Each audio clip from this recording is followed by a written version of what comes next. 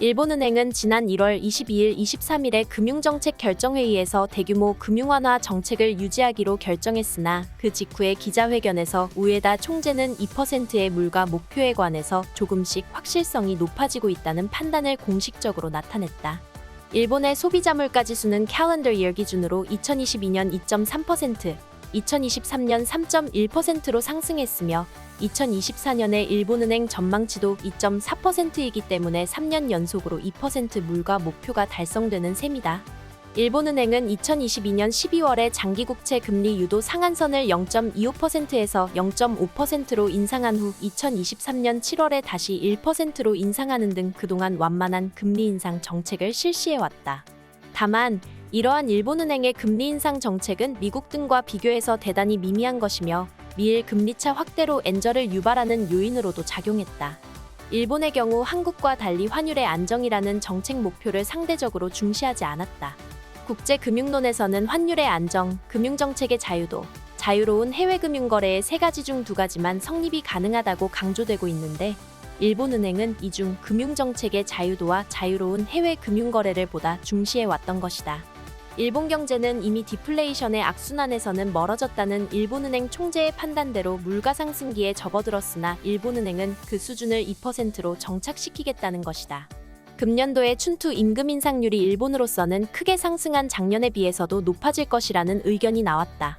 임금이 상승하고 소비가 늘어나고 기업의 가격 인상이 보다 자유롭게 이루어지는 임금과 물가의 상승 선순환이 정착되면 경제성장세 회복과 함께 마이너스 금리라는 비정상적인 정책을 전환할 수 있다는 것이다. 일본은행이 그동안 양적 금융 완화, 시장금리인 장기금리의 통제, 마이너스 금리, 주식 및 부동산의 간접 매입 등 비정상적인 금융정책을 실시해왔던 것은 전통적인 금융정책의 효과가 디플레이션 경제에서는 잘 기능하지 않았기 때문이다. 이러한 한계를 극복하기 위해 2000년대 들어서 도입된 것이 비전통적인 금융정책인데 특히 2012년 아베노믹스로 본격화됐다. 그럼에도 불구하고 일본의 소비자 물가가 그동안 쉽게 올라가지 않았던 것은 일본의 각 경제 주체들의 기대 인플레이션율 수준이 낮은 수준에서 고착화되었기 때문이었으며 비전통적인 금융정책은 당초 기대된 효과를 거두지 못했다.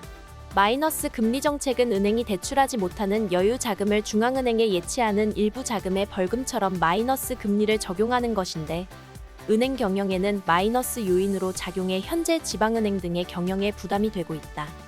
이렇게 보면 사실 마이너스 금리 정책이 최근의 물가 상승세 전환에 얼마나 영향을 준 것인지는 불확실한 측면이 있다.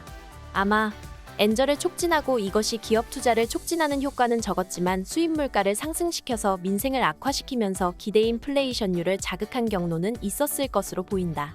이것이 코로나19에 따른 공급 불안, 우크라이나 사태를 계기로 한 원자재 가격 급등이라는 해외 요인과 맞물리면서 수입 물가에 기인한 물가 상승세가 고조되고 일본의 가계, 기업 등의 기대 인플레이션율을 올렸다고 할 수도 있다. 그리고 최근 수입 물가 상승세가 안정되었으나 일본 국내 서비스 가격의 상승세는 지속되는 등 물가 상승 요인이 바뀌고 있는데 이에는 기대 인플레이션율의 변화도 영향을 주었다고 할 수 있다.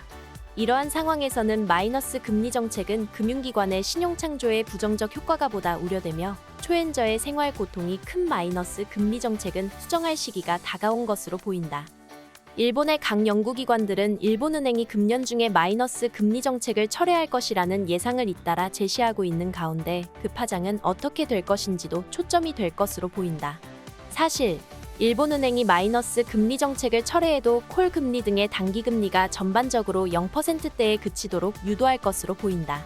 금리가 없는 시대에서 금리가 있는 시대로의 변화를 단계적으로 완만하게 유도하려는 것이다.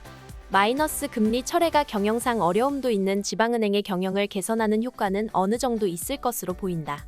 금융기관의 수익 개선이 일본 기업의 최근 설비 투자 마인드 개선, 인력 부족 문제 대응, 투자 수요의 확대 등과 맞물려 오히려 신용창조 확대 요인으로 작용할 수도 있다. 해외 경제에 관해서는 단기 엔화 자금을 조달하는 엔캐리 트레이드 등의 일정 수준 영향을 줄 수 있지만 금리 인상 폭이 크지 않아 그 파장은 한정적일 것으로 보인다. 일본의 현재 금융정책은 환율의 안정을 희생하면서도 독립성을 유지하자는 것이지만 일본은행이 신중한 금융정책 정상화의 강도, 속도, 타이밍을 결정하는데 해외 경제 여건을 일정하게 고려할 것으로 보이며 일본은행이 연 후반으로 가기 전에 어느 정도 정책 변경의 타이밍을 잡을 가능성이 있다.